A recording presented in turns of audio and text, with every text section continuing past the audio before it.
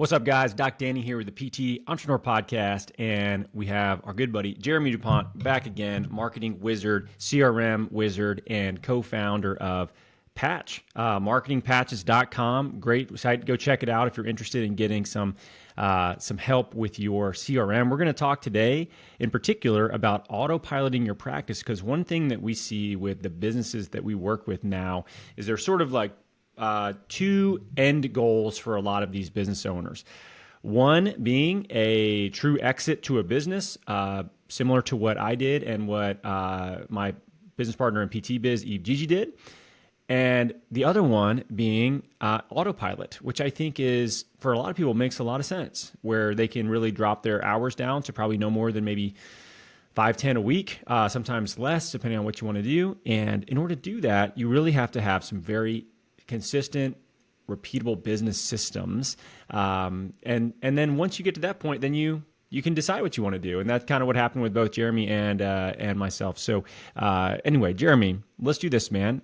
Why don't we get into the process that you went through to autopilot your practice? I think you've done a really good job of this, and recently have done this. So, what were the big steps that you took to get to the point where you could say, all right, I don't even need to live, you don't even live in the same damn area as your practice, right? So like to actually autopilot to where you can be an hour and a half away and only come in occasionally. Like, what do you think the big steps are for that?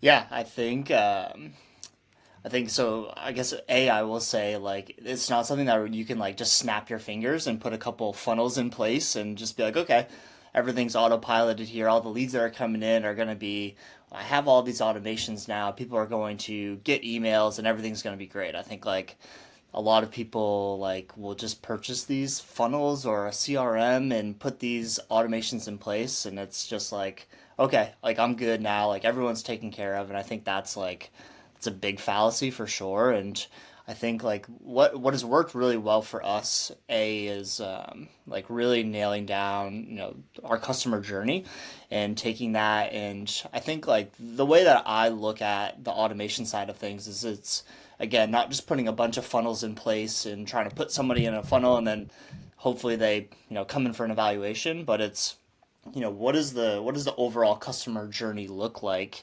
and how do we add in certain funnels within that, or how does one funnel push somebody to another funnel?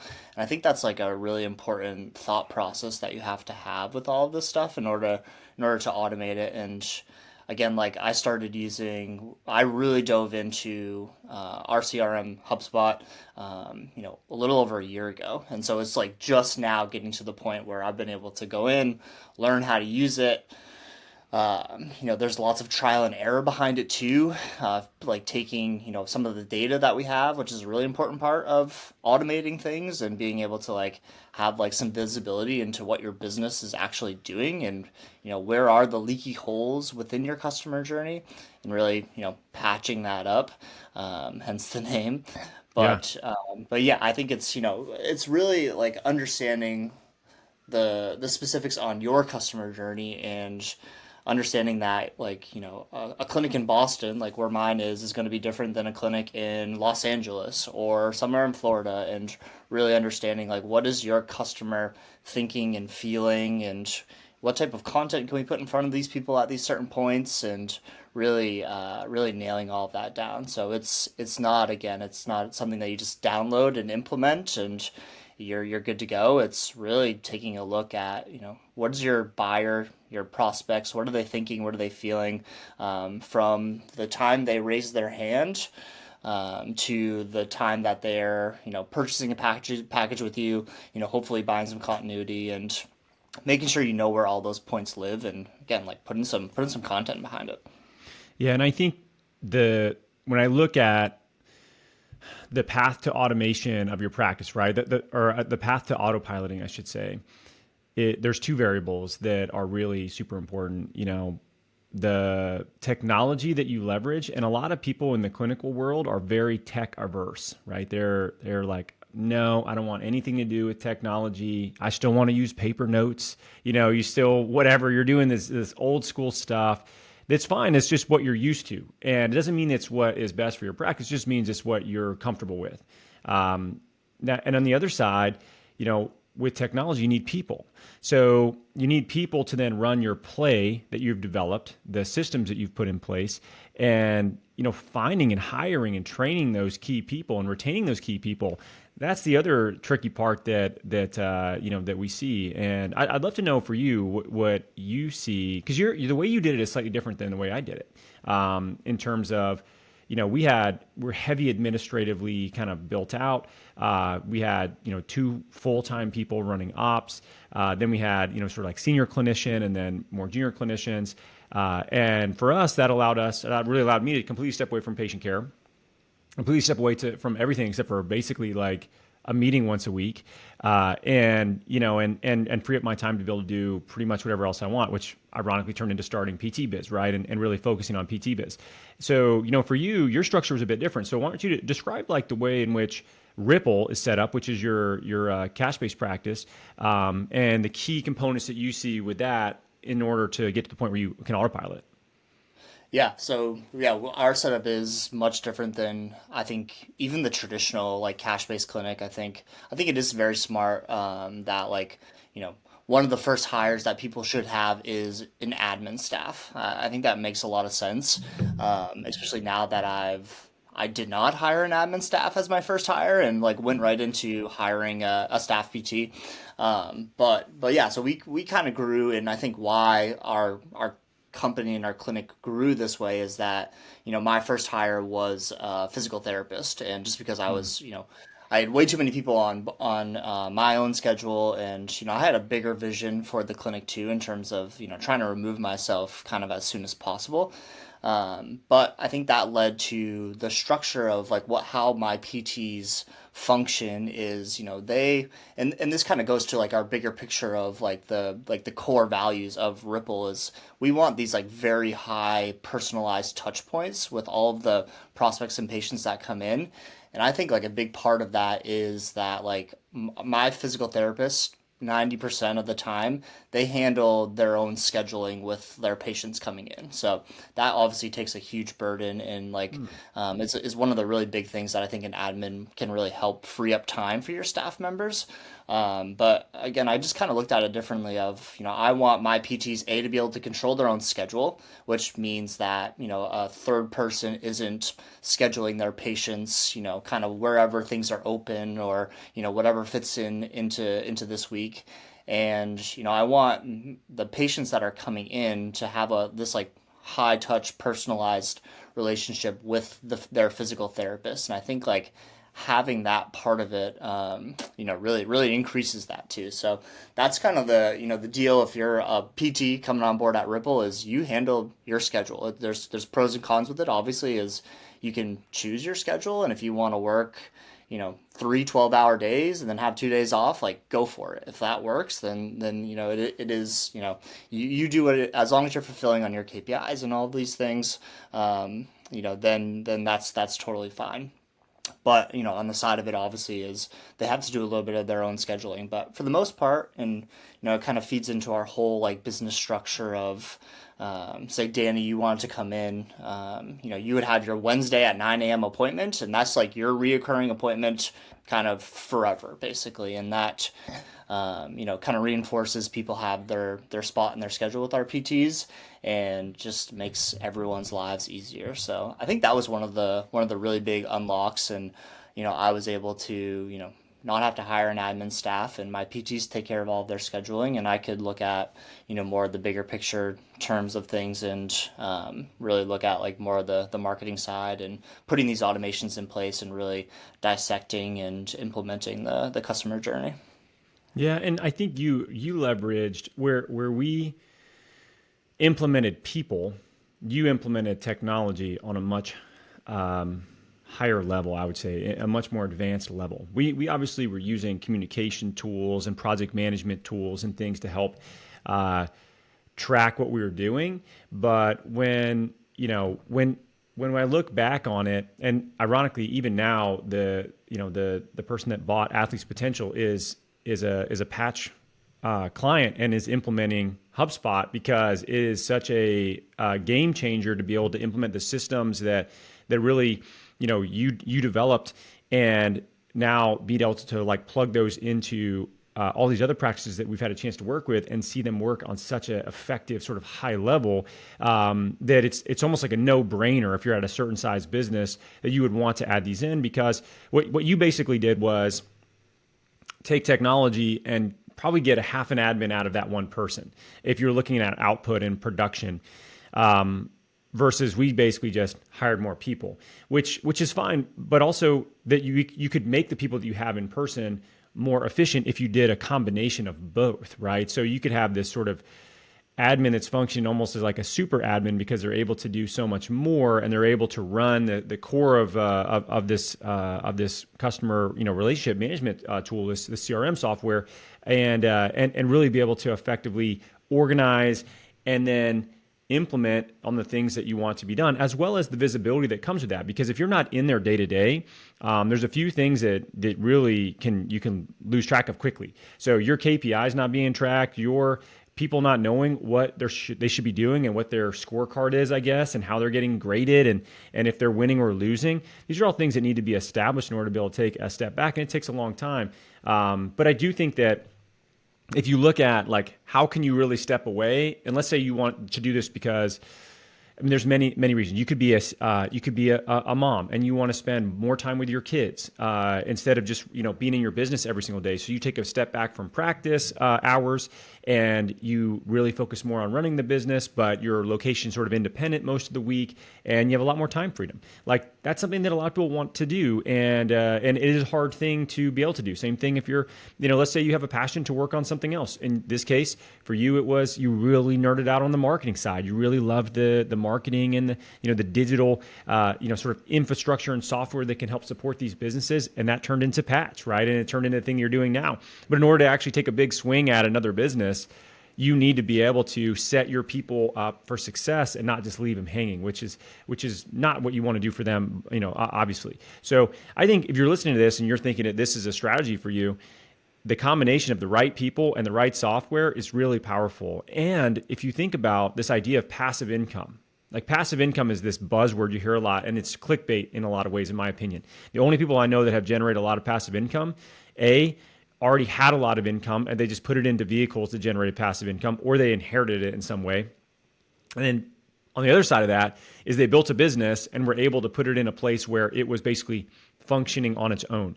I don't really know many other ways to be able to get to a point where you have legitimate passive income that is meaningful, in my experience. Maybe there's other ways, but for me, it's always been a hard route from what I've seen. So if you're looking to go that route, I just think software just makes such a big difference. And it's the reason why we're seeing so many people that are starting to implement this now. So do you even think it's possible to do what you did without some sort of tech tool that's similar to like a HubSpot to manage everything? I'm not even sure how you do it.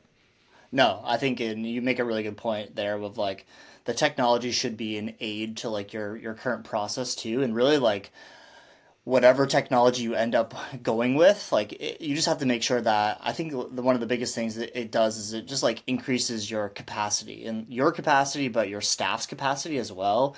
And if you have an admin staff, it should just like make them a super admin, really, of like, if you should have like a very clear vision on like when do you want follow up in your business, and when someone comes in for an evaluation, like what does that process look like for them afterwards. And what technology can do for you is it can track that and make sure that no one forgets to send the follow up evaluation email, which is like a really important touch point for people that are purchasing a package. And if your new physical therapist that just started 2 weeks ago has had 8 evals in the last 2 weeks, if you don't have like a process in place there or technology to remind them to send this email, they're going to forget on a couple of those. And then like, that's, could start them down the path of, this patient isn't getting like the top tier experience.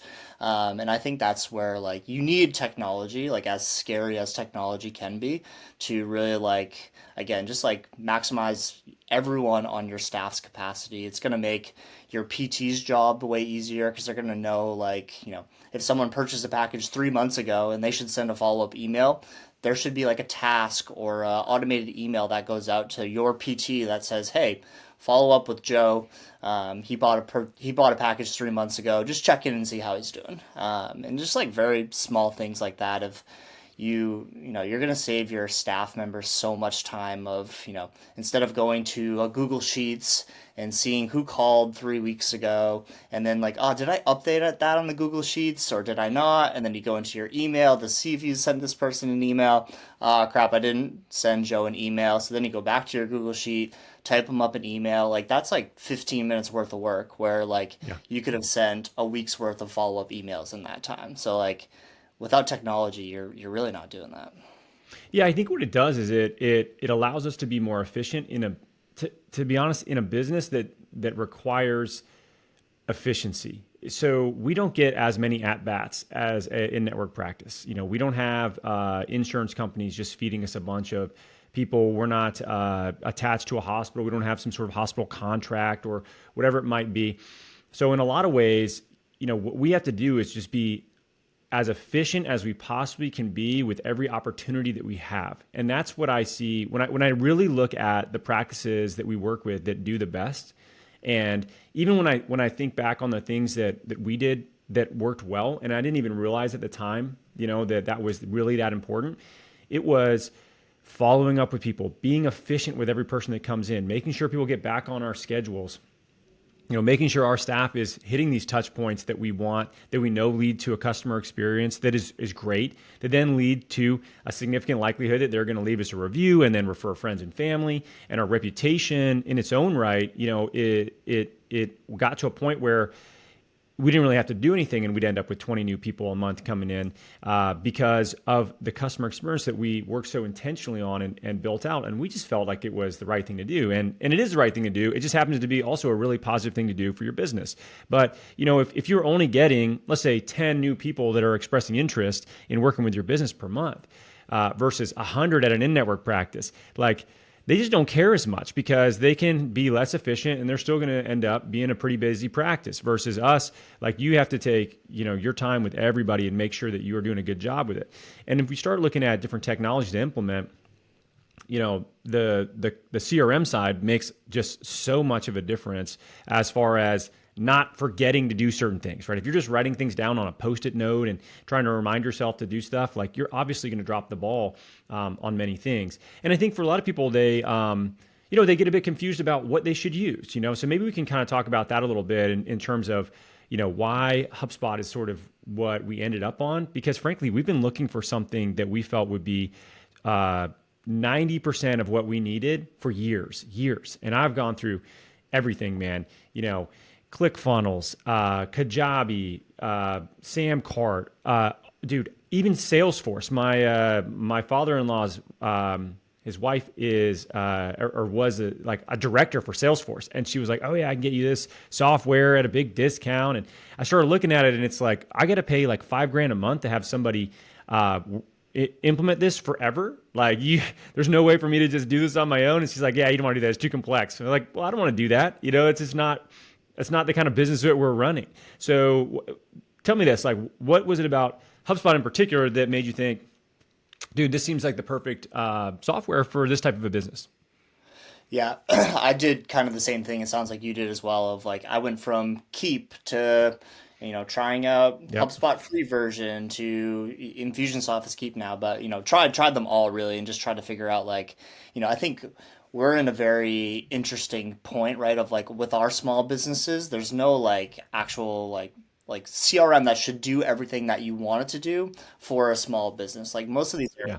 built for these bigger businesses, and it's intimidating to like be like, I don't know how to use any of this stuff. Like none of this, the even the sales process that's like pre-built into any of these CRMs is like this isn't how I run a cash-based PT clinic. Like how do I even use any of this stuff? So I think that's what drew me to HubSpot, and I think why I ended up landing on it was, when I was a solo practitioner and even had one PT on board, I was using their free version just as like a nicer lead tracker, and that's how I was able to like get my first PT filled. Was like I just had a big list and I created like manual tasks for myself, and that's how I did all of my follow up, and that's how I did my like pseudo customer journey follow up in the touch points there.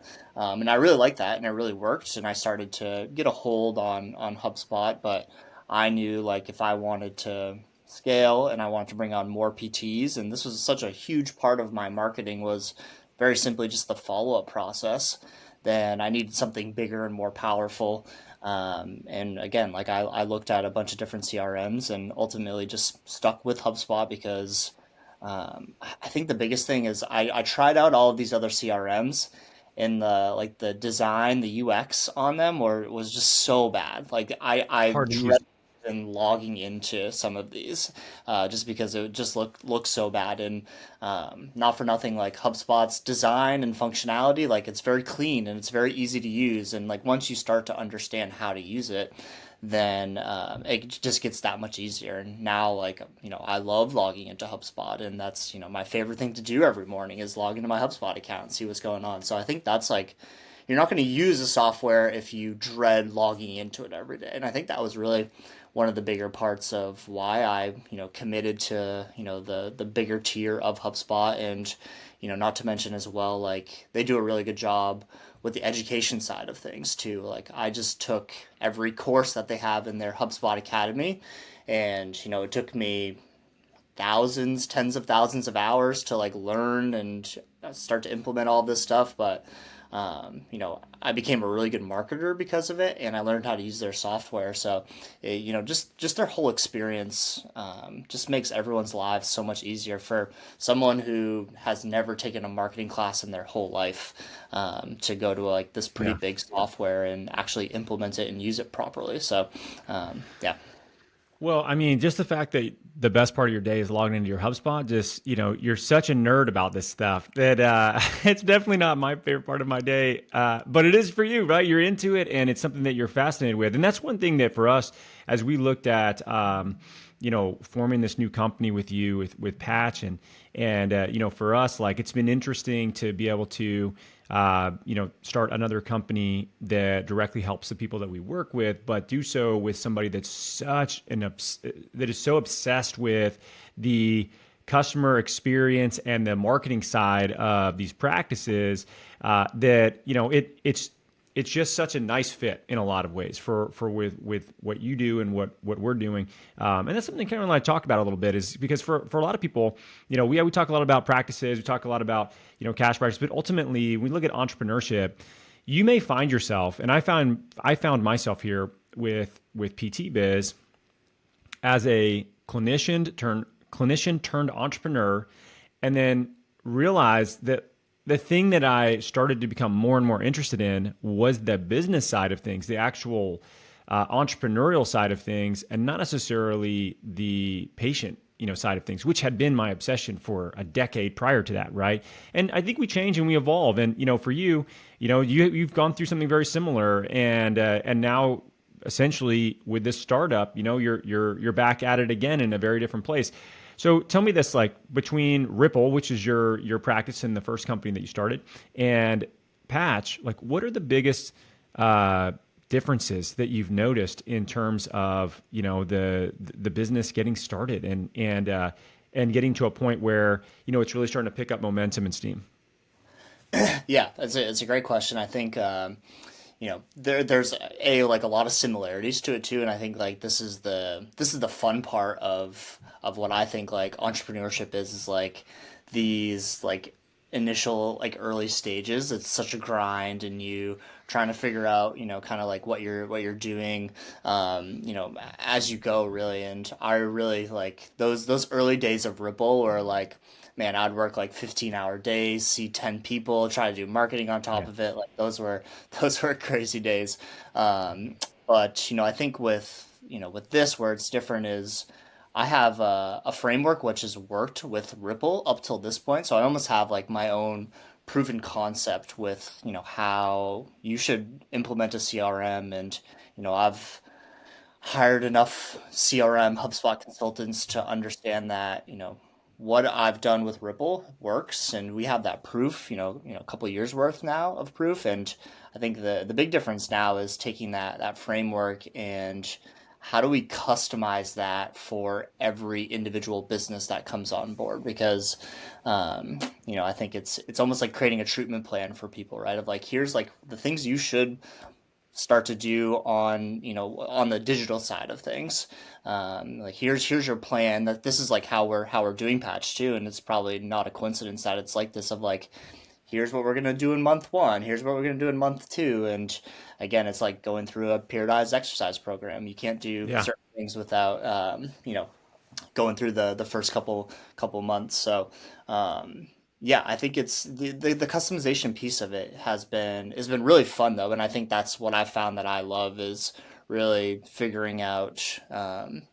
Every business is so different, and how do we make these specific changes for different people's business to get this software to work for them. So it's been awesome.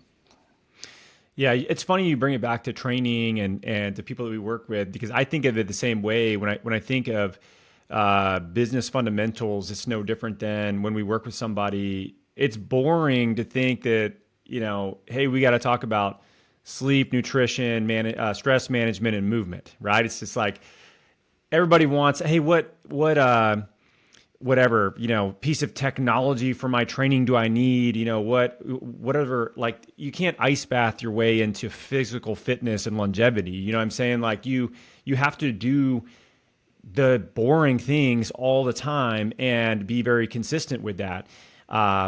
Now, if you do that and you augment with these other things that are, that can help, then great. Like supplements are there to supplement your training. They're there to supplement your diet and your lifestyle. They're not necessarily there to make you fit. You can't supplement your way into a six pack. So, I think that everybody looks for shortcuts in everything, whether it be business or health and fitness or relationships or anything. And if we really boil it down, it's the fundamentals of everything that make a big difference. Does it sound cool to talk about a CRM software? Absolutely not. Quite possibly the most boring software ever put out there. We could sit here and talk about all kinds of AI platforms that can do all kinds of other shit for you, but it's still going to come down to if you are effectively tracking, managing, engaging, and then moving people through the life cycle of what you want them to do as a customer. And that doesn't change, and I don't see that changing anytime soon. And it's been the same for a very, very long time. It's just used with slightly different lenses as far as software can be applied to it, or people are applied to it, or whatever it might be. But it's still the same basics, right? And what's been really cool is to now take these same structures that and even with what we use in PT Biz with HubSpot, we run our whole business off of it, and take that and be able to apply it and understand how that's going to be used with these practices and with patch clients, and to see them all of a sudden, it's like, oh yeah, you're right. Me tracking deal stages of where people are at makes a difference in our revenue. Go figure. Yeah, no shit. But you're so busy doing all these other things that you forget about it. And again, it gets drawn back to the fundamentals over and over again. And it's just so interesting to see that. Yeah, I think it's. I always tell people, all the businesses we're working with, and even like my staff at Ripple now too. It's, there is no lead left behind here. Like, we work so hard to get a new lead in the door, whether it's all Yeah. the SEO work that we're doing, or paying money for Google ads, or spending our evenings like doing a workshop or injury screen or whatever it is. And like, everyone works so hard to get this people to just raise their hand and say like, hey, I'm interested in physical therapy. I think I have a problem and I think I need a solution. Like, you should, like, I'm obsessive over every single one of those people that raises their hand, and I want to make sure from that moment that they raise their hand that, like, we don't forget to follow up with them, which I see like so often. And it's, All the it's time. always, it's very interesting to, like, I've built my business very different than everyone else, that I'm especially that I'm working with. Of everyone's doing, 5 or 6 workshops a month. They're doing all of these injury screenings and face-to-face meetings, and they're doing all of this work, but they're just not like tracking who's coming in, and where are these people in the life cycle stage. And it's almost as if, like, when they first meet them and they don't book an evaluation, they just like write these people off, which again is it's crazy. It's insane. And you've got to really understand, like, where are people at in the sales process, and what type of content can we put in front of these people. And especially if you're trying to scale and you're trying to go to the next level with your business, you're going to get more and more cold leads that come in. And how do you talk to someone that probably doesn't even know what physical therapy is, and then they don't even know what PT is. They're definitely not going to know what cash-based PT is. So how do we talk to them about, you know, here's what PT is. Here's why cash base is better than the insurance clinic that's also across the street. Here's, how do we delight them throughout this whole process? And I think like once you start like thinking about your sales process like that and actually tracking it, that's where things can really explode for you. Yeah, and I think a lot of people are also they get to a point where they're interested in running ads of some sort, right? So, and it's normal. I think once you get to a certain point in your business, digital marketing, ads on Facebook and Google, they serve a purpose to be able to save you time, get reach in different ways, get visibility that can help with other elements of your marketing plan. I mean, it's all a big ecosystem, right? I think of it like, if you're fishing, if you have four poles out that are in the water versus one, like the likelihood that you'll catch something, it's going to go up, right? And you just have to be able to track all those things too and manage all those things. So when we see people that are focusing on local reputation, local marketing, education based events, those are just sort of the lowest hanging fruit, easiest to do, highest likelihood, where they don't have to try to learn this big tech curve of the ad side of things. But when they do eventually go that direction, again, one of the bigger problems that we see is tracking. People just spend money on things. They don't actually track whether those are effective or not. And they basically just look at, well, I have more patients this month than I did last month, so it must be working. Or I'm not seeing more patients, so it must not be working. And I see people too often leaving advertisements up or taking them down when they shouldn't, and leaving them up when they shouldn't, because they don't have accurate information to make a decision of whether that $500 to $1,000 a month of ad spend that they have going out is worth it or not, right? So I know for you with HubSpot in particular, they hook directly into Google and Facebook in a very significant way to allow for a lot of visibility. What did you see when you started advertising and doing digital advertising that allowed you to have the confidence to keep that going, versus not being sure if it was something that you wanted to have as part of your marketing plan or not? Yeah, yeah, I think it's really interesting. Of like, this is how my like second entrepreneurial life had like got started, because we run Google Ads like pretty efficiently for our local practice, and people wanted me to look at their Google Ads and start running them for them. And as soon as I started to dive into other clinics, I was like, your ads aren't working because you don't have any sort of like you can drive, we can always drive traffic to a web page or a landing page, right? But if sometimes there's like not even a form on that page, or like what is the call to action you want these people to do? And Yeah. is there no like email campaign after that? Is there no nurture sequence? So I think that's really like how I look at, again, like how you should build out your marketing plan is like you have to have these nurture sequences in place and the tracking before you even start to think about ad spend. And like you were saying, Danny, I think what any CRM, and HubSpot in particular, does really well is you can really figure out like how much is a Google ad lead worth for you. Like out of 10 Google ad leads that are coming in, like HubSpot will track this for you, does it automatically, which is super nice. Like what is your ROI on those? And again, 9 out of 10 people that I talk with that are running ads have no idea. They're like, I don't know, I think it's Yeah. working. Like my revenue is stays the same, at least. If not, it goes up, and we have more people in the door. But if you're not assigning values for what is the average deal size that Google Ads lead, like what is that, like what does that look like, and how many Google Ads leads does it take for you to sell a package? If you don't have that number, it's not you're kind of just throwing at money at the wall, and hopefully it works for you, but most of the time it doesn't. I just had this conversation with another clinic owner, and she didn't want to like track her revenue through our CRM, and we just kind of got into it of like why that's so important. And like you really have to understand like how much money per month is your ad spend driving, how much money per month is like direct traffic driving. So like, is your SEO working? Your social Yeah. social media, is that working? Your email marketing, are you getting any sort of revenue from that? And I think like once you can really start to see what the price points are for these different like original sources, that's again like where you can get to a point like where I'm at in the business, and my referral sources are driving the most amount of money for us. Let's continue to like pump those guys up, give them as many free sessions as they want, whatever they need, and that our paid ads will kind of fill in for the rest of it for what we need that month. So it's just like understanding what is your cost per acquisition and what are you getting in return on that. That's where you have to be with paid ads, I think. I mean, you bring up a really good point with cost per acquisition and understanding basic math with this. And I think that, when I started to get more involved in online businesses and really better understand that type of business model, that you can't just go talk to somebody face to face and end up with a client or something. You have to really be very clear about where things are coming from, where visibility is, what things are converting, what percent are they converting at, how much you're paying to acquire a client.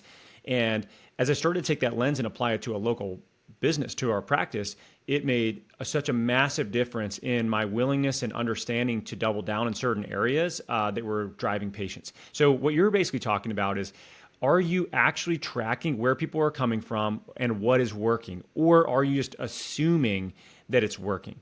Because there's a big difference. And this is, again, where we see people, they're like, man, my blog is killing it. Like, I write a blog every week. I'm such a good blog writer. People read it. They tell me it's awesome. But are you getting anybody from that? Like, do you know if you're getting anybody from that? Because maybe you're spending 6 hours a month writing blogs and you're actually not getting a damn customer from it. You don't even know unless you're actually tracking that. Or you think you have these awesome referral sources, but in actuality, they don't send anybody your way. Like, they're basically just your friends, but they don't actually send anybody your way. So if you're not tracking where people are coming from, you don't know where you should be reinvesting time and money into your business, into driving new business, and just in this one specific instance. And then you can layer that on with digital ads too. And I think like the simplest thing to understand, and I had this conversation one time with one of our first providers. I remember having this conversation. I said, hey, we're doing training today on sales because we need to be really efficient on when people come in the door. Because right now we're spending about $150 to get somebody to show up with ads in our clinic as a new evaluation. And I remember they were kind of blown away by it. They were like, why would you pay so much money to do that? Because at the time we were charging like $199 for initial evaluation. So, they were like, we're only making $24. It doesn't seem like it's worth it.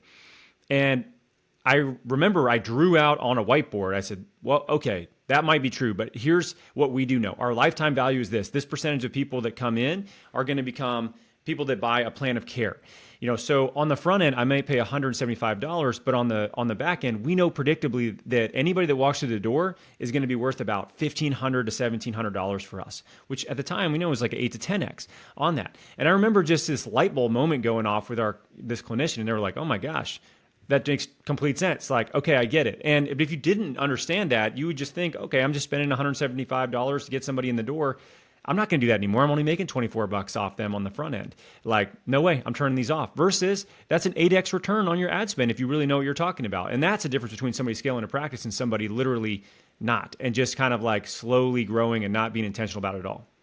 Yeah, and that's where like if your CRM is not doing that stuff for you, that's why like I think like why I landed on HubSpot as well, because I know I have like a part of my dashboard is like what is our customer lifetime value, and I look at that number every single day and I can see if it's going up, if it's going down, and Yeah. we're tracking all of that stuff. And if you're not and you're trying to scale, it's going to be really hard, and you have to understand.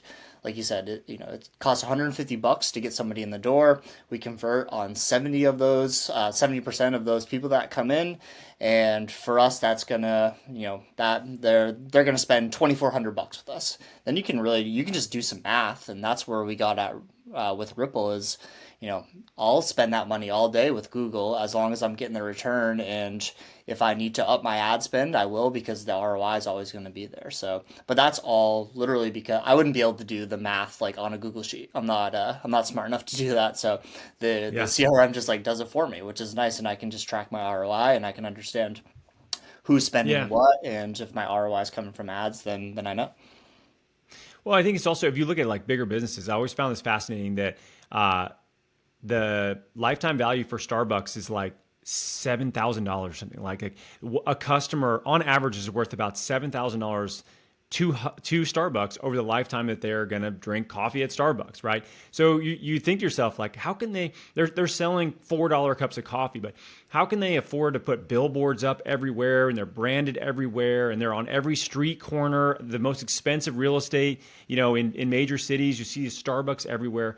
Well, that's because when you look at anybody that goes into a Starbucks, their lifetime value is astronomically higher than you probably would think it is, because of how long people end up, going there, and they go there everywhere they go, right? Because they get accustomed to it. They know they can get a similar cup of coffee wherever they're at. So, you got to think about this in terms of applying big business concepts to these little businesses. Because in the grand scheme of things, even if we're at a seven-figure practice, that might seem like a big business. Like if you're listening to this and you've never even started a business, that might seem like only an Avenger could start a business that is at seven figures, or some sort of like mythical clinician grows to that point. But that's not the case. It's just people that understand the fundamentals of this, and they do it over a long enough period of time to grow a business to that point. But even still, these are tiny in comparison to something like a HubSpot is a publicly traded company. You're talking about billions and billions of dollars and tons of people.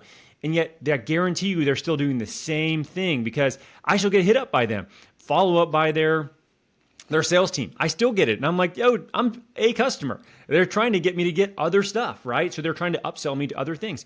So go figure, like if you can take some of these concepts from businesses that are very successful, far more successful than anything we've ever done, and you can apply them to what you're trying to do on a smaller scale, you will have a unique advantage, because most people are amateurs. They don't track shit. They don't take it seriously. All they wanted to do was just not work for somebody else. And, maybe they just are a solopreneur for the rest of their life. But if you want to grow a business past yourself, you have to honestly become a professional and try to focus on this as an entrepreneur and not just as sort of like a side hustle. Yeah, I think that's the coolest thing that we're doing with Patch as well, is that like what you just described there is exactly how I built out our CRM and our processes for Ripple. Is I hire these HubSpot consultants that work with multi-million, billion-dollar companies, and they set up HubSpot for these big companies. And I had to like convince these people to work with me. I was like, I'll pay your hourly rate. I don't care what it is. Just like teach me how you set all this stuff up. And they had no idea how a cash-based clinic works, but they understood like just sales and marketing processes and how to make sure those two systems in a business aren't siloed. And so I learned from them, and they taught me how to, set up their HubSpots for, again, these big like B2B companies. And I took all of that information and distilled it down to like what works for a cash-based clinic with these big business thought processes. And like you said, starting a business and running a successful business, it's on scale, right? Depending on how big you are, but everyone's doing the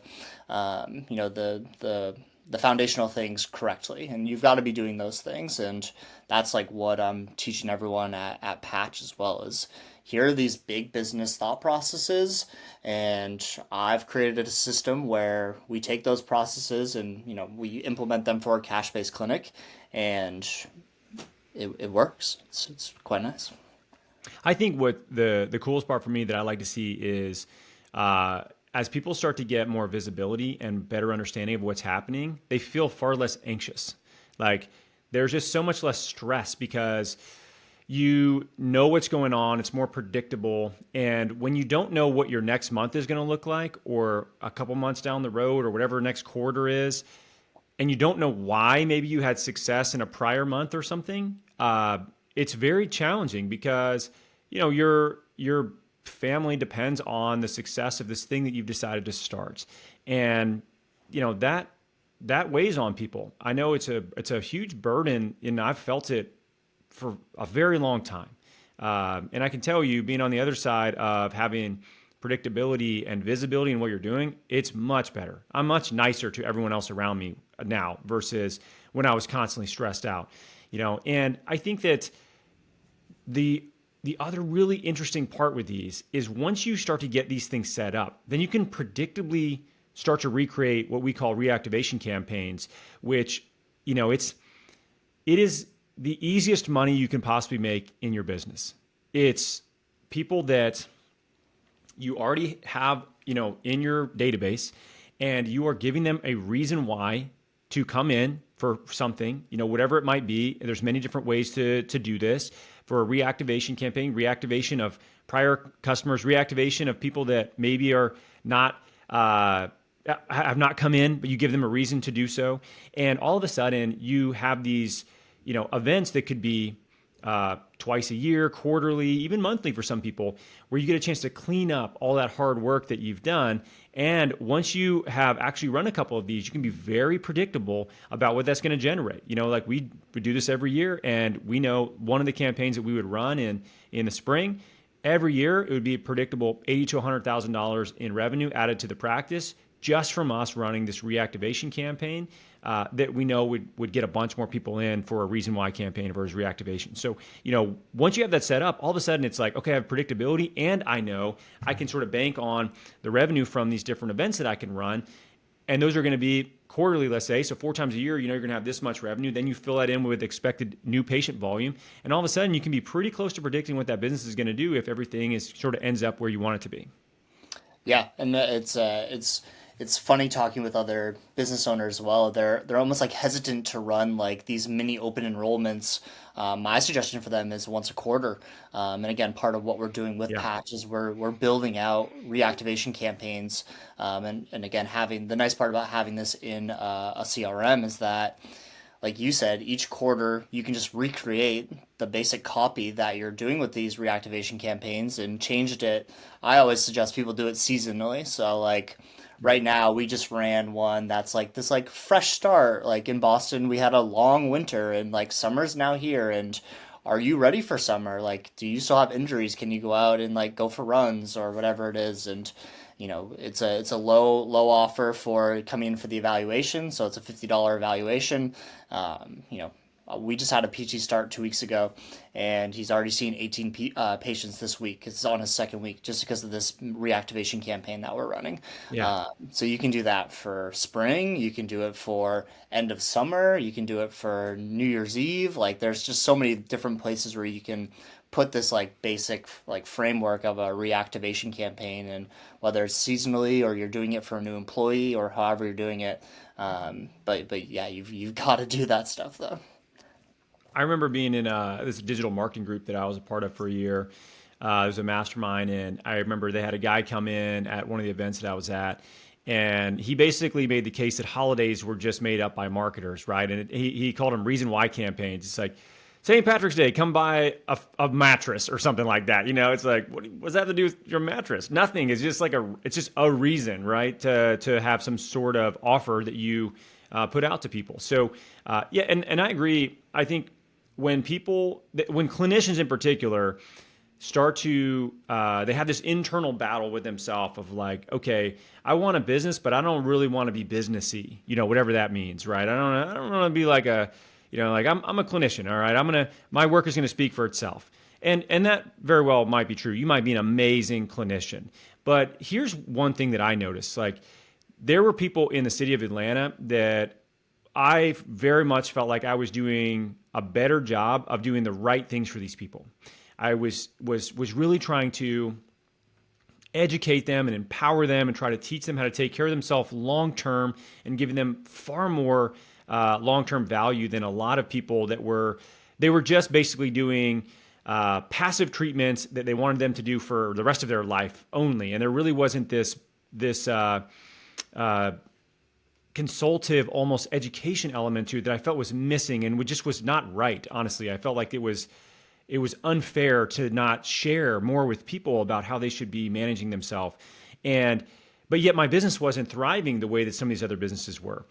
And as I started to look at it, I realized, yes, I'm a far better clinician and I have far better intentions for the people that I'm working with than these other folks that I would get a chance to meet, and they would like laugh in some ways about some of the things that they were doing on the business side and how they could, in some ways almost manipulate people into, doing things via marketing. And that's basically marketing in a lot of ways can be very persuasive if done right. And I always looked at it like, well, I need to learn these things because I'm actually trying to really help these people. And if they end up in your clinic, then they're not going to end up in mine. And it's up to me to really learn how to, market to be able to get people in so that I can change their life, so that I can teach them how to really take care of themselves and live a high performance, pain-free life for as long as they can.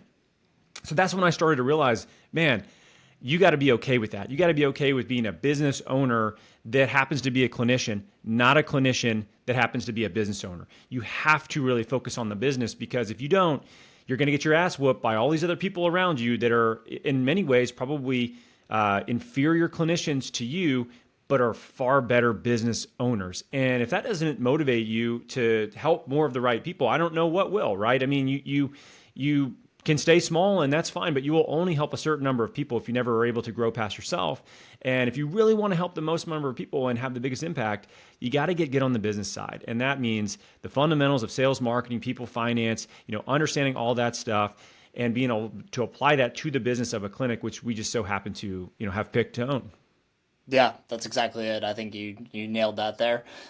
You've got to be okay with following up with people and understanding that you're not annoying people, and like the marketing that you're actually doing, the emails that you're sending, the follow up sequences that you're doing. It's you're helping people in the long run. Like they're like on the second, third, 10th follow up, they're not going to send you an email back, but maybe on the 20th follow up, they're going to be like, thank you for reaching out. Like, I know you actually care. Like, I do need this. My knee is all screwed up.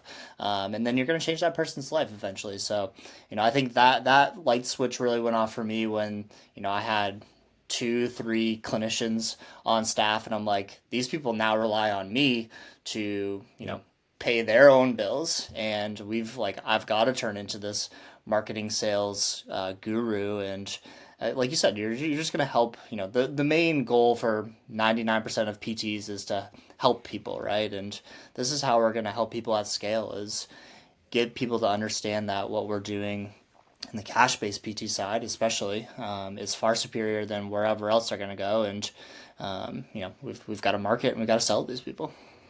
Yeah, and it's the thought that you're just bothering people with follow-up. It's just such an interesting thing that I feel like everybody kind of everybody thinks that, early on. And, but as you start to do more of that, and I know like you referenced, somebody thanking you for following up with them. I've had that many times, thanks for staying on top of me about this. I've been really busy. This is definitely something that's been, on my goal, list of what I want to be able to do, take care of this, but they just put it off. They put it off. Right. And if you really think about that person and what's happening, they're putting off taking care of themselves, typically because they're usually taking care of other people. Maybe it's their job. They're trying to, support their family via income, or they're busy because they have kids and they're shuttling their kids all around to, all the events that they go to. But yet they never actually take care of themselves. They never actually take the time to invest back in themselves and their health and wellness. And if you stop following up with that person, they're never going to actually work on themselves until it gets so bad that they literally can't do the thing that they love, or they can't enjoy the activities with the people that they love. And then they're just in a far worse spot. So I think if you're looking at marketing, if you're looking at follow-up and the things we have to do to actually be able to really, run an effective business, yes, it can feel like you're pestering somebody, like you're just, consistently checking in with them and they just want you to leave them alone. And it's not that they want you to leave them alone. They want the help. They just haven't really gotten to a point where they have committed to solving that problem yet. And if you leave them alone, they may never do that, right? So I always think of it that way. It's like, I'm doing this for your own damn good. Like, I'm going to check in with you because I know you need this. You need this. Maybe we're not in the right spot, but I'm not going to forget about you because you're important. And I want to be able to help you be able to live this life that you want. And you only got one body, and that's the truth. And it's not like we have businesses like, I was talking to somebody that made a bunch of money selling PPE equipment during COVID, just like a shitload of money, right? And he doesn't give a fuck about medical providers. He just wanted to make money. And I go, dude, like, don't take this the wrong way. I just could never do that. Like, I love that I get to help people with my businesses and in many different ways, and they truly have a better life because of it. And it's not a cash grab. It just so happens that it can be a profitable business at the same time. So we are so fortunate that we get a chance to do that. Like, our practices, we have so many examples of these people that just like, they give us a hug, when they see us out, and they're like, "Oh my God, this is my doc," or whatever. And it's like, what is that worth? It's like, you got to be okay to follow up with those people. You got to try to get those people in, because you can literally change their life in so many positive ways. So you got to get over that shit, man. You got to be able to market. You got to be able to follow up. And if you don't, then they're not going to get the help they need. Yeah, and I think like tying it all in, right? Of like, without having your customer journey or digitizing that customer journey and understanding where those people are at, and if that person, right, is at the kind of the end stages of his customer journey, or like his lost patient part of the customer journey, then you're never going to follow up with that person, and you just won't know. Like, you might have 6 dozen people in that part of your business's customer journey, right? And if you're not tracking that, and you're not sending them content like on a consistent basis, then that's 6, 12 people that you're not going to help. And I think that's a really big part of like on the morality side of things, like, we're helping more people. That's the goal with all this stuff. And B, it's kind of, this is how we grow and scale and make this way more repeatable. So it's just so important. Well, Jeremy, drop the link again. Where can people find out more if they're interested in learning about Patch and how Patch can help their practice? Yeah, it's marketingpatches.com. I'm going to put myself on blast here too. I'm going to start putting some content up on my own Instagram as well. So we'll be talking more about Patch there, which is just @ Jeremy DuPont. So feel free to reach out to me on that as well if you guys have any questions. But marketingpatches.com. More to come with it for sure. Yeah, we'll definitely have more to come. We're excited. Like I said, we with PT Biz and we partnered with Jeremy for a reason. Like, it's obvious how the depth of knowledge he has with this stuff, and how interested he really is, and borderline obsessed when it comes to marketing and really at a high level implementing a really solid customer experience, and also integrating software into a world that is somewhat software averse. But we're aligned on the same thing of the people we're trying to help, the businesses we're trying to support, and not letting things fall through the cracks, right? And the whole point of Patch is just being more efficient and understanding how to make your practice more efficient, so that you can catch more of those people that will fall through the cracks and help more of those folks, and then ultimately be able to hire more of our peers that we know. They just, they don't look forward to going to work on Monday, seeing 25 patients a day. And the bigger our businesses get, the more of those people we get a chance to absorb and really help them get back to loving being a clinician again, and having a career that is one of the most personally rewarding things you can possibly do, and to match that up with the ability to make a great income and support your family at the same time. Like, what a great opportunity we have to do that. And it's people like us to get a chance to really build the businesses that are going to employ those people. So we need to be, real efficient. We need to be great business owners, not just great clinicians at the same time. So, guys, hope you like this one. Hope you take some notes on it. There's definitely a lot of stuff in here that you can implement, at scale within your own business. And as always, we really appreciate you listening, and we'll catch you next week. Thanks, Dave.